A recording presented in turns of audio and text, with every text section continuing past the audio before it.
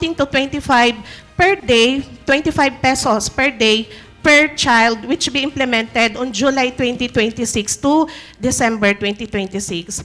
Whereas for the second quarter, we have 7,402 social pension beneficiaries that will receive 3,000 pesos every quarter, and they will transfer the fund to the city government amounting to 22,206,000 for second quarter only, with expected release on June 2026. With this, we pray that the Council will approve the General MOA and the SIA for the social pension and supplementary feeding program and other programs for consideration. Thank you. Thank you very much. Any questions from the members? Yes, Councilor Padilla. Thank you, Madam Presiding Officer. What was being highlighted, Madam Presiding Officer, in what was presented by our guest was that of the covering programs from that was covered by this General Memorandum of Agreement, correct, ma'am? Yes, sir. And what was being requested was that of specific one, supplementary feeding program, social pension for indigent senior citizens, and assistance to individual in crisis, and sustainable livelihood program. Only 4 programs with specific resolutions. Yes, sir.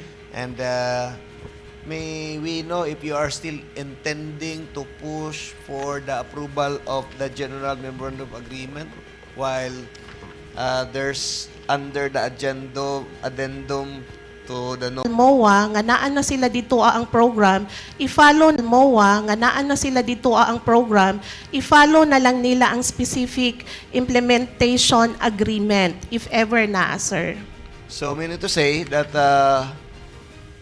these items, 4 items that Bag-ora na siya na-submit sa amo kay gipangayo. Bag-ora na siya na-submit sa amo kay gipangayo siya during sa committee hearing last Wednesday. okay. Let's talk about this letter referral April 30, 2026 that request that endorses 2 programs, specific programs with the specific implementation agreement. And then it has a covering resolution. Allow me to read the title. Resolution authorizing the City Mayor, Honorable Roy T. Uy, to enter into and sign for and on behalf of the City Government of Tagum the specific implementation agreement for the supplementary feeding program between the Department of Social Welfare and Development Field Office and the local government unit of Tagum City. Yes, sir. So meaning to say, how would you reconcile now? Because this supplemental feeding program is one among the programs under page 1 of the General Memorandum of Agreement. Yes, so how can you guide the council what is really the intention of your office? Because the intention of the office of the mayor is to pass and approve for deliberation A, supplemental feeding program, B, social pension for indigent senior citizen. For May 4, 2026 letter, maybe this is just this morning, assistance to individual in crisis and sustainable livelihood program. So meaning to say, we will take up first this before the General Memorandum of Agreement, or we will take up first the General Memorandum of Agreement before the 4. Sa DSWD perspective, Your Honor, ang ilahag yung gipangayo sa atoa is the general mo. Social pension program nga hapit na gyud siya i-implement nato. So the social pension will be the plan for nakabutang po diri sa resolution na under implementation phase na page 3, letter C, the PCMSWDO shall ensure that funds allocated for the DCWF, DCSPG, and/or parents or guardians are exclusively used for the feeding operations. May we be clarified if we will be able to, or we will provide fundings sa mga parents or guardians? No na, sir. So, the fund sa ato ang supplementary feeding, magikan gyud siya sa DSWD. So, upon sa implementation sa ato ang supplementary feeding program, naanatay copy diri sa ato ang project proposal, which is tanan nga mga menu, tanan nga kinahanglanon na ana siya sa budget nga ihatag sa ato sa DSWD, sir.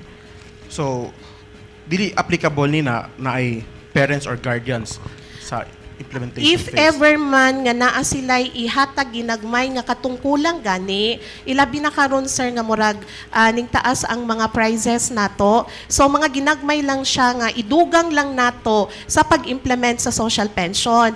Like basin kulangan og kanang mga ginagmay lang gyud nga mga gamit din ha, like sa mga gamiton sa pagluto, ana lang siya, sir. But of course, due to ato ang mga implementation previous years, naa naman na siya ang mga gamit sa ato ang mga supplementary feeding program. So basin naa lang, sir, nga wala na appeal na budgetan, due to ano po dron sa high price nato. So kadto lang siguro ang idugang gamay, ginagmay lang gyud na siya, sir, sa ato ang mga parents if ever man. No, ma'am. Ang pasabot po ko diri, shall ensure that funds allocated for the DCWF, DCSPG, and/or, so pasabot yung mga funds allocated for the DCWF and/or sa parents. Federation. So pasabot ang kwarta na mag-allocate ang kwarta para paadto pud sa parents, di ba? Or sa guardians. Mao man ang pasabot sa kaning letter C na shall be used, are exclusively used for the feeding operations. So if ang pasabot, so Sa previous implementation, sir, murag wala na gyud tay ginhatag sa mga federation. So, direct na lang gyud DSWD gyud siya nga fund Direct sa downloaded sa ato. So, kita lang ang muhatag sa parents once nga naa na ang katong mga stocks nga gamiton sa ilahang supplementary feeding program. okay. And then for clarification, ma'am, how long gani ang program nato? 120 20 days. feeding days, sir. So 120 days. So Opo. the 15,100,000 plus 60 days pa each year. So the 15,108,000 is intended only for the 120 days. Yes, sir. Tama? From July to December ang ato ang target implementation. 15,108,000.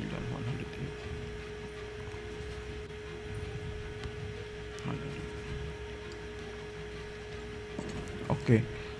So, okay, thank you. So follow-up question, Madam Presiding Officer. First, social pension for indigent senior citizens. You've said kanina 1,000 per beneficiary. Yes, sir. However, it reflects in the attached resolution that only 500 pesos ang ato ang ihatag. 500 pesos. Yes. Under the third whereas, the social pension for indigent senior citizen is the additional government assistance program of the DSWD, which provides a monthly stipend of 500 pesos to augment the daily subsistence and other medical needs of indigent senior citizens, and etc. Sir, namali siguro siya. namali. It is 1,000 gyud siya. 1,000 1,000 pesos per month. Okay, okay. Before, sir, 500 gyud siya.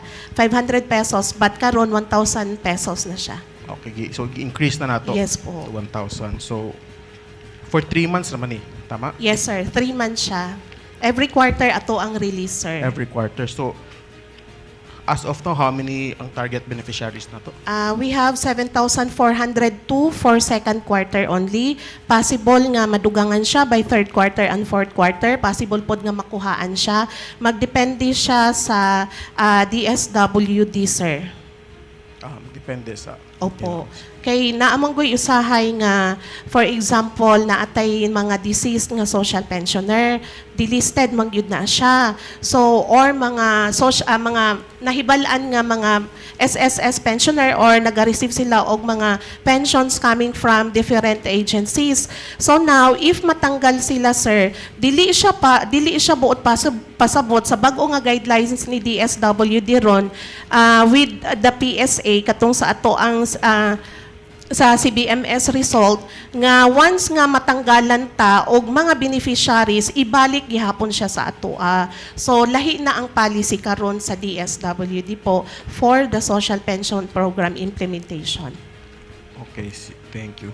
Just para lang pud kani Programs or projects sa DSWD kay included naman siya sa General MOA. Only siya na lang, specific implementation agreement na lang ang ato ang i-attach if ever man. But wala pa gyud siya amount, sir. wala pa siya amount. And then just for final question, how many registered social workers do we have in Tagum? We have 8 currently in the office, Your Honor. 8 currently. Yes po. Okay. I asked that question kaya naka-stipulate ng pud diri that we are required to provide 1 registered social service worker for every 300 beneficiaries Yes, sir. of the program. Yes, sir. But of course, in coordination and partnership with the DSWD, ginatabangan gihapon ta nila, Your Honor, to monitor the beneficiaries of the social pension program. Okay. That's all, Madam Presiding Officer. Thank you. Okay, thank you. Yes, Councilor Rillion. Thank you, Madam Presiding Officer. Good afternoon, Madam Hosna. Good afternoon po. I just have a few questions.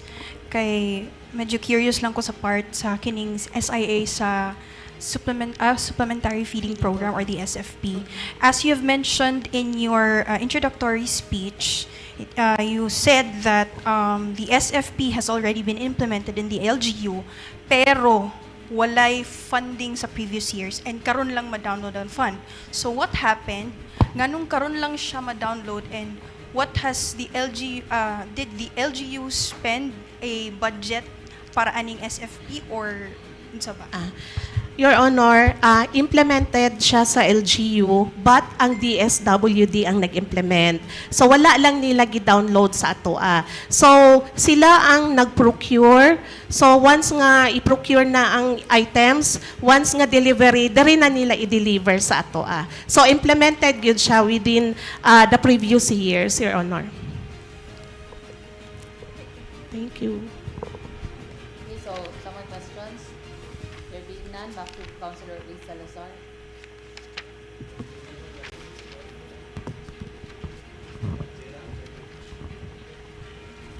Madam Presiding Officer, I move for the restoration of the internal rules. Rules are now restored. Tama po. Madam Presiding Officer, I move for recess. The chair declares for a recess.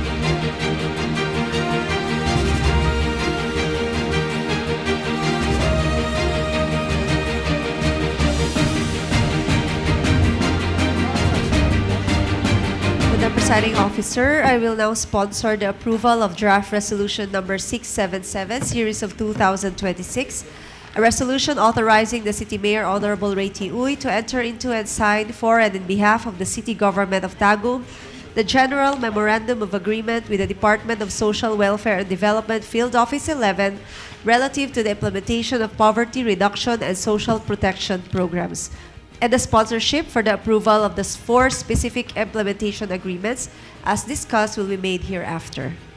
Very well, please proceed. Amendment, Madam Presiding Officer, I move that this draft resolution be subject to form and style. Moved by Councilor Luis Salazar, seconded by Councilor Cantayas and De Leon. There being no objection, therefore resolution number 677 shall be subject to form and style. And if there are no other floor amendments to be introduced by the members of the Sangguniang, I move that all members present be co-proponents of this draft resolution. Moved by Councilor Luis Salazar, seconded by Councilor Perez, Cantayas, and De Leon. There being no objection, therefore all members present shall be co-proponents of this resolution. I move that this piece of legislation be approved on second and final reading. Moved by Councilor Luis Salazar, seconded by Councilor Leon and Catayas. Those who are in favor, please raise your right hand. In favor, Councilor Perez, Councilor Catayas, Councilor Elliot, Councilor Luis Salazar, Councilor Kaasi, Councilor Coquilla, Councilor Ong, Councilor Lemos, Councilor Wakan, and Councilor William. Madam President, all members present are in favor. All members present being in favor, therefore resolution number 677 is approved on second and final reading. Next item. Next, Madam President, is resolution number 678, a resolution authorizing the City Mayor, Honorable Ray T. Uy, to enter into and sign for and on behalf of the City Government of Tagum the Special Implementation Agreement for the Supplementary Feeding Program between the Department of Social Welfare and Development, Field Office 11, and the local government unit of Tagum City. Councilor Luis Salazar is recognized. Thank you, Madam Presiding Officer. Since all the 4 draft resolutions, namely draft resolution number 678, 679, 680, and 681, which I previously moved for inclusion under an assigned business, are of the same nature and are under the same general MOA as previously approved, may I be allowed to move for the omnibus discussion and approval of said Please resolutions. proceed. Thank you, Madam Presiding Officer. And since all members of this council were already furnished with copies of draft resolutions numbers 678, 679, 680, and 681, I move to dispense with the reading of the full text of the said draft resolutions. Moved by Councilor Luis Salazar, seconded by Councilor Catayas. There be no objection. The reading of these 4 resolutions are dispensed with. Madam Presiding Officer, Councilor Luis are approved on second and final reading. Next are approved on second and final reading. Next item. Next, Madam Chair, we have resolution number 682, a resolution authorizing the local chief executive, Honorable Ray T. Uy, to utilize the unexpended balance on the trust fund for calendar year 2023 to 2025, amounting to 36,711,761 pesos and 35 centavos, as duly certified by the City Accounting Office. Councilor Coquilla is recognized. Thank you, Madam Presiding Officer. Considering that all members of this 10th Sangguniang Panlungsod has a copy of this draft resolution number 682 with the title as read by the Secretary to the Sangguniang, I therefore move to dispense the reading of its full text. Moved by Councilor Coquilla, seconded by Councilor Catayas and Leon. There be no objection, therefore the reading of its full text is dispensed with. I move, Madam Presiding Officer, for approval for second reading. Moved by Councilor Coquilla, seconded by Councilor Catayas and Leon. Is there any discussion? Just important information, Madam Presiding Officer, that this amount that was accrued from 2023 to 2025 are all budgets which were not appropriated to other purpose, specifically for disaster risk reduction management fund, and the accrued fund is amounting to 36,711,761 and 35 centavos. This was duly presented, and this was approved, endorsed by the City Disaster Risk Reduction Management Council to this 10th Sangguniang for as a requirements for the passage of this resolution. Again, Madam Presiding Officer, the stipulations under the items to be spent by these particular items will be, again, form part of the amendment, floor amendment, Madam Presiding Officer, in the amendment portion. And there are items also, Madam Presiding Officer, that would be amended specifically on the resolve further. On the resolve further. So, with this, Madam Presiding Officer, in order that this fund will be properly spent by the Executive Department, it needs some study and other requirements set forth under the law. So, with this, Madam Presiding Officer, I'm waiting for the amendment, reserving this for amendment portion. Very well. Councilor Coquilla, proceed to the amendment. Other relevant laws prior for its implementation. I so move for its amendment. Moved by Councilor Coquilla, seconded by Councilor Leon, and there being no objection, that amendment is hereby approved. On the resolve further, Madam Presiding Officer, that the full stipulation and entry of the City Disaster Risk Reduction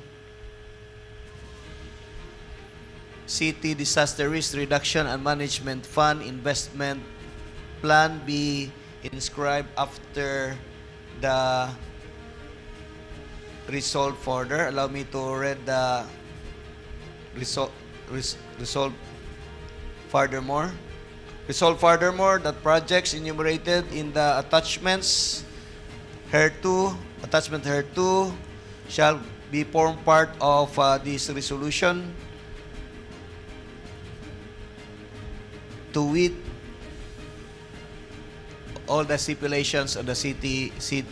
May I request the Secretary to cause for the entry of the disaster fund. I so move, Madam Presiding Officer. Moved by Councilor Coquilla, seconded by Councilor Leon. Is there any discussion? Amendment? Objection? There being none, therefore that amendment is hereby approved. If there are no other floor amendments, Madam Presiding Officer, from the members of this Sangguniang, I therefore move that all members of this 10th Sangguniang Panlungsod physically present be co-proponent of this resolution. Moved by Councilor Coquilla, seconded by Councilor Taasi and Leon. There be no objection. All members physically present shall be co-proponents of resolution number 682. I move, Madam Presiding Officer, that this resolution 682 be approved for second and final reading. Moved by Councilor Coquilla, seconded by Councilor Leon. Those who are in favor, please raise your right hand. In favor, Councilor Perez, Councilor Catayas, Councilor Elliot, Councilor Salazar, Councilor Kaasi, Councilor Coquilla, Councilor Ong, Councilor Lemos, Councilor Wakan, and Councilor Leon. Madam President, all members present are in favor. All members present being in favor, therefore resolution number 682 is approved and second and final reading. Last item. Last item, Madam Chair, is draft City Ordinance number 108, an ordinance revising the composition, qualifications, and appointment of Purok peacekeepers in the city of Tagum, expanding eligibility to qualified elected Purok officials, creating the Barangay Peacekeepers Council and the Tagum City Federation of Peacekeepers, and for other purposes. Councilor Lemos is recognized. Thank you, Madam Chair.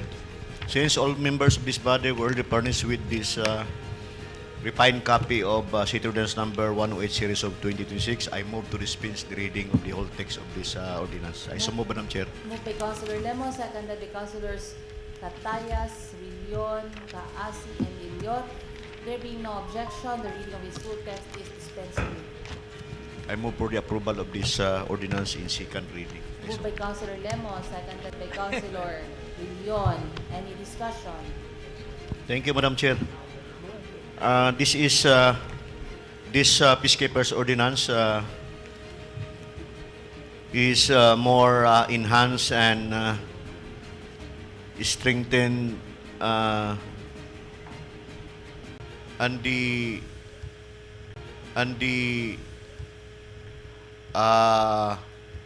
peacekeeper and the port chairman are the same, but somehow there are situations where the peacekeeper is different from the port chairman. So this is the refined version, Madam Chair.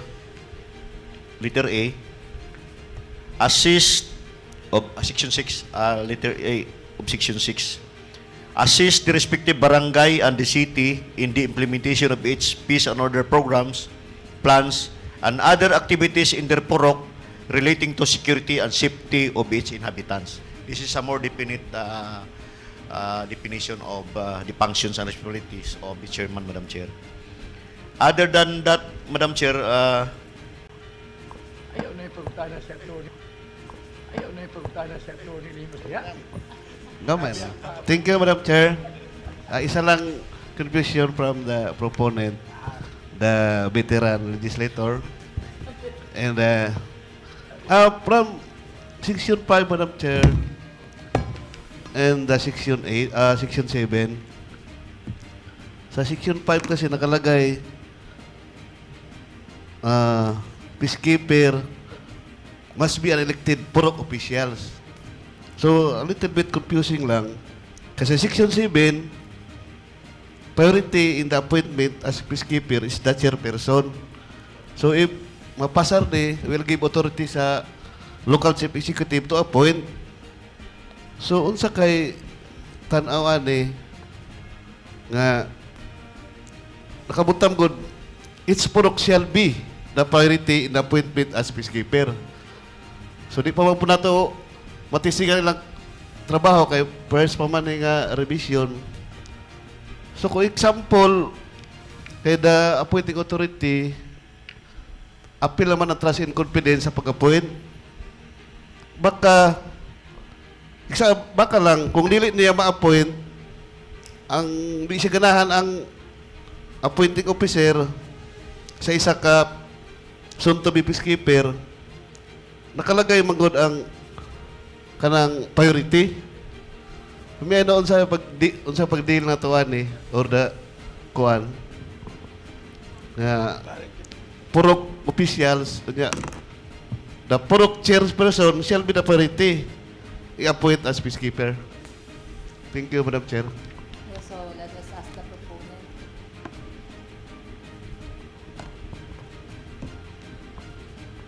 there are those situations, Madam Chair, where the purok chairman will be removed from his office as a result of misdemeanor or offenses he or she committed. So, in this Section 7,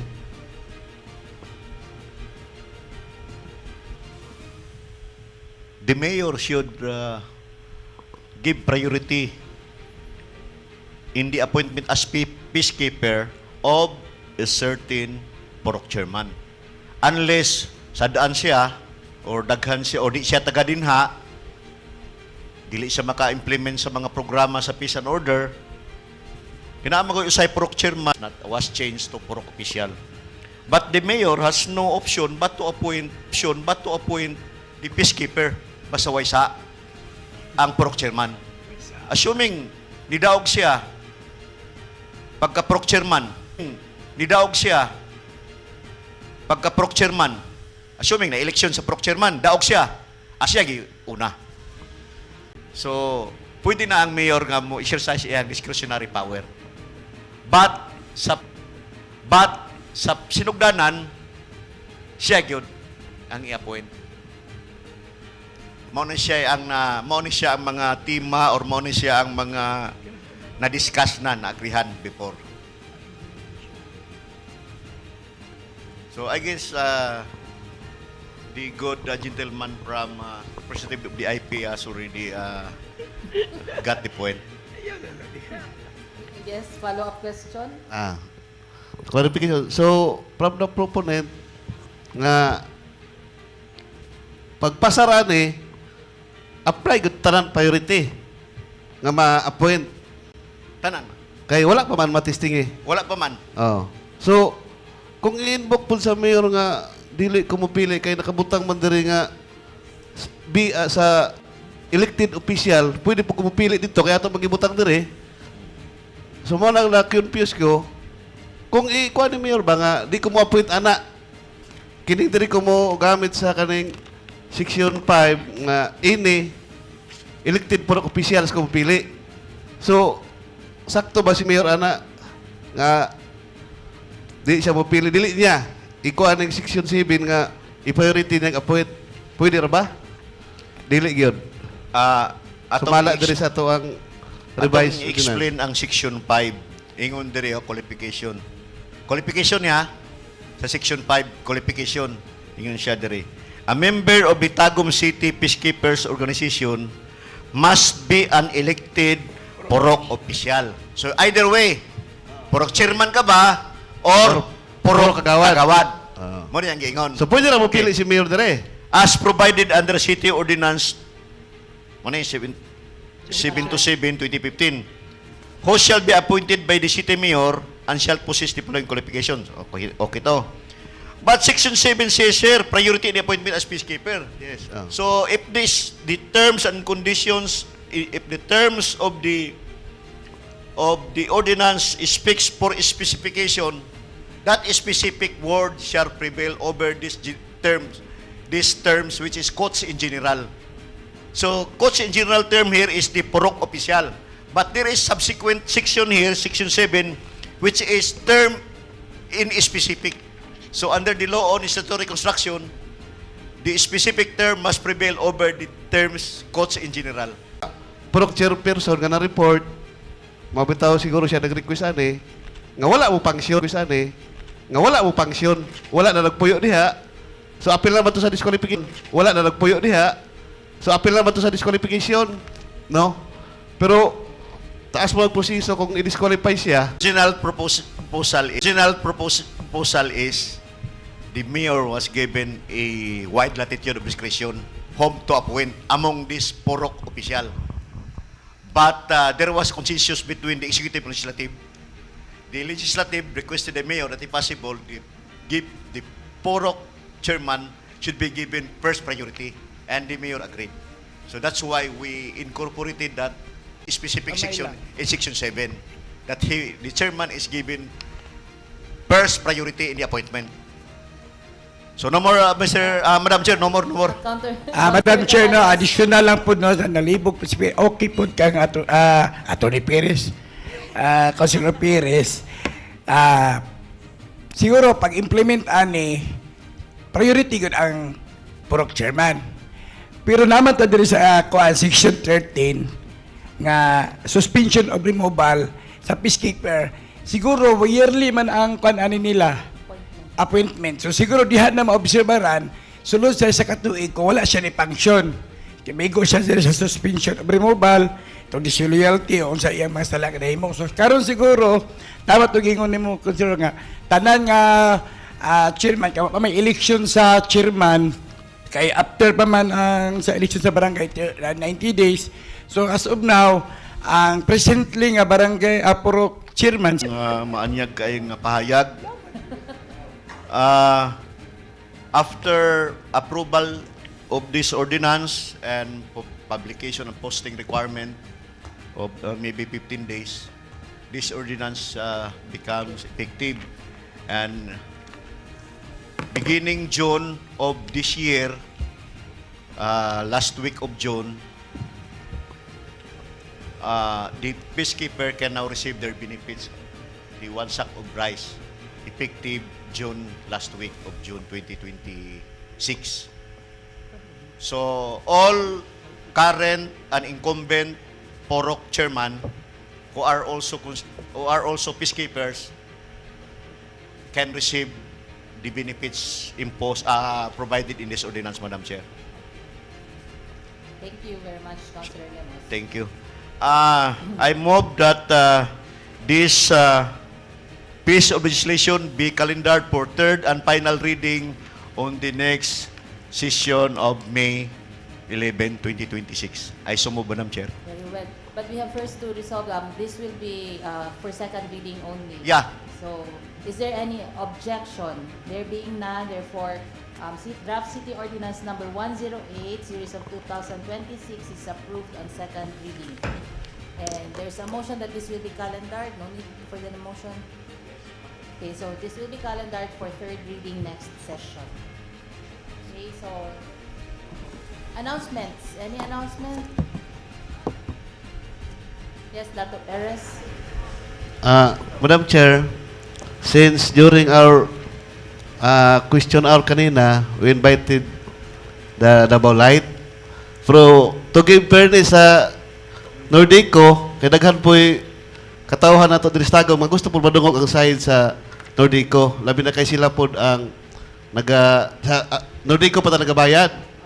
So, with that, Madam Chair, I humbly request nga for the next question hour, ato po invite ang personnel from Nordico. Ay sumubod. Moved by Dato Perez, seconded by Councilor Isa Lazar, Villion, and Catayas. There being no objection, so the Secretary is directed to please invite representatives from Nordeco in the next regular session.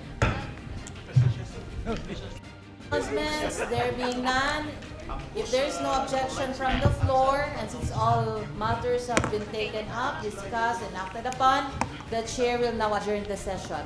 There being no objection, session is now